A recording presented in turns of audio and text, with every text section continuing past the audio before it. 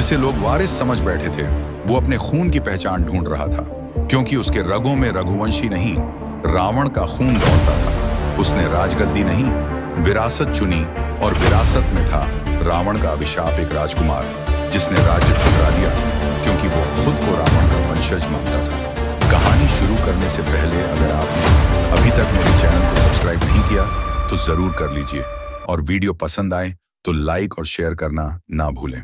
आप ये वीडियो कहां से देख रहे हैं ये भी कमेंट में जरूर बताना। चलिए अब शुरू करते हैं आज की जबरदस्त कहानी।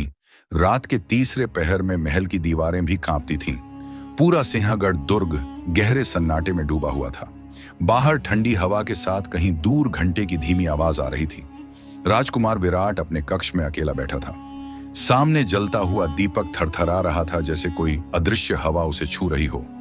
विराट की आंखें खुली थीं, लेकिन उनमें नींद नहीं थी। वो लगातार कुछ सोच रहा था, वही सपना जो महीनों से उसका पीछा कर रहा था। हर रात एक सुनहरा महल, लाल सिंदूर से सना सिंहासन और एक विशाल छाया। 10 सिरों वाली वो छाया हमेशा कहती थी, तू राजा नहीं, रावण का वंशज है, तू भूल रहा है अपना रक्त। विराट पसीने में भीग उठता, पर अब डर नहीं लगता था। अब लगता था ये कोई सपना नहीं, शायद कोई पुकार है। अगले दिन दरबार सजा था। राजा धनराज सिंह ने घोषणा की, अब समय आ गया है, मेरा पुत्र सिंहासन संभालेगा। सिंहगढ़ का भविष्य अब विराट के हाथों में होगा। पूरे महल में जयकारे गूंज उठे। मंत्रोच्चार शुरू हो चुके थे। पुरोहितों ने यज्ञ की अग्नि जलाई, लेकिन विराट वहीं खड़ा था, न बिना हिला, न कोई मुस्कान, बस एक ठहरी हुई नजर राजा की तरफ। फिर उसने धीमे स्वर में कहा, पिताश्री, क्या मैं जान सकता हूं मेरी मां की मृत्यु कैसे हुई थी? राजा ठिठके।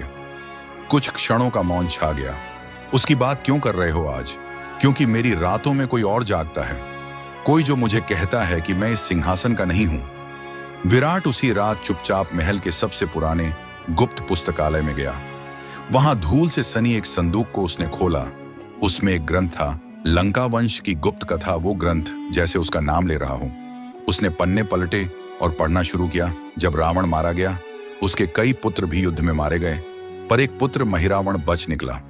उसे दक्षिण के पहाड़ों में छुपाया गया। वहीं से शुरू हुआ रावण का गुप्त वंश। ये वंश आज भी जीवित है, परंतु उसे देवताओं से छुपा कर रखा गया। ग्रंथ के आखिरी पृष्ठ पर लिखा था, रावण के अंतिम वंशज की पहचान उसके ललाट पर अग्नि के आकार की रेखा से होगी। वह एक दिन उस स्थान में जन्म लेगा जहां सिंह गर्जना करता है। विराट की सांसें रुक गईं। उसने शीशे में खुद को देखा। उसके माथे पर हल्की आग की तरह टेढ़ी मेढ़ी रेखा थी। ठीक वैसी ही वह समझ गया, यही कारण था। वो सपना, वो आवाज, वो बेचैनी। अगली सुबह दरबार सजा था। सबने सोचा अब राज्याभिषेक होगा, लेकिन विराट ने जैसे ही कदम आगे बढ़ाए, सबका चेहरा चमक उठा।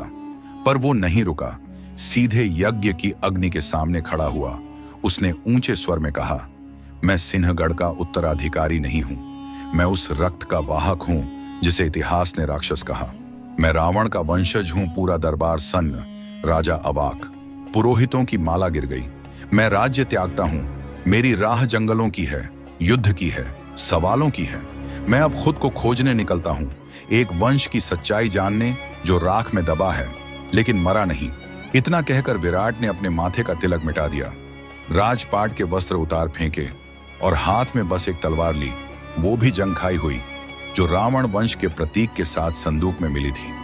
वो चला गया, बिना पीछे देखे, और पीछे रह गया एक शून्य और एक सवाल। महल के गर्भगृह में अग्नि शांत थी, पर राजकुमार के सीने में आग धधक रही थी। पिता का दरबार उसे बार बार उत्तराधिकारी बना रहा था, लेकिन वो हर बार मुस्कुराकर मना कर देता, मैं राजा नहीं बनूंगा, मैं वंशज नहीं, परिणाम हूं उस रावण का जिसे इतिहास ने राक्षस कहा। लेकिन सच्चाई किसी ने नहीं देखी। राज्य के गुरुजन चिंतित थे, एक ऐसा उत्तराधिकारी जो सिंहासन से डरता नहीं, पर उसे स्वीकार भी नहीं करता। रात्रि के अंधकार में वह श्मशान की राख मस्तक पर लगाकर ध्यान करता और अगली सुबह सभा में धर्म के विपरीत प्रश्न पूछता। क्या अधर्म वही होता है जो विजेता कहे? क्या राम की जीत रावण की पराजय नहीं? बस कहानी की एक दृष्टि थी। एक रात जब पूरा राज्य युद्ध की तैयारी में था, उसने गुपचुप अपने दादाजी की तलवार उठाई, वही तलवार जिससे कई युद्ध जीते गए थे। लेकिन उसका उद्देश्य अलग था। वह गया नगर के बाहर उन कबीले वालों के पास जिनके पूर्वजों को उसके पूर्वजों ने राक्षस कहकर मिटाया था। वहां जाकर उसने सिर झुकाया और कहा, मैं तुम्हारे सामने उसी रक्त का प्रतिनिधि हूं जिसने तुम्हें अधर्मी कहा। आज मैं अपना झूठा वैभव त्याग कर तुम्हारी बात सुनने आया हूं। कबीले के मुखिया ने उसकी आंखों में देखा और वर्षों बाद एक राजवंशी को सत्य की खोज में भटकता पाया।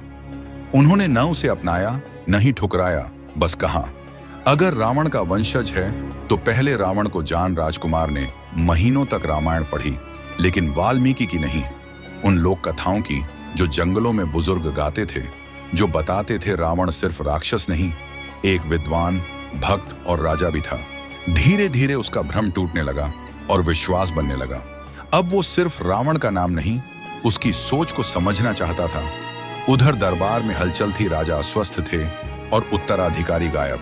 सबको लगा राजकुमार डर गया, पर किसी को नहीं पता था कि वो उन जंगलों में अपने इतिहास को पुनः लिख रहा था। एक रात वह लौटा, पर रथ में नहीं, पैदल। मस्तक पर चंद्रमा की राख और हाथ में वो तलवार जो अब सत्ता के लिए नहीं, न्याय के लिए उठने वाली थी।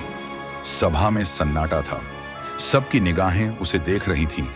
राजकुमार बोला, मैं राज्य नहीं चाहता था क्योंकि मुझे इतिहास पर विश्वास नहीं था। अब मैं लौटा हूं क्योंकि मैंने जाना कि इतिहास से भागना कायरता है, पर उसे बिना समझे स्वीकार करना मूर्खता। मैं राजा बनूंगा, पर उस रावण की सोच के साथ जो पराजित हुआ था, पर पराजय को भी गरिमा के साथ जी गया था। सभा में मौन टूट गया। कुछ आंखों में भय था, कुछ में गर्व, पर सबसे ज्यादा हलचल उन पन्नों में थी जो इतिहास अब दोबारा लिखने वाले थे।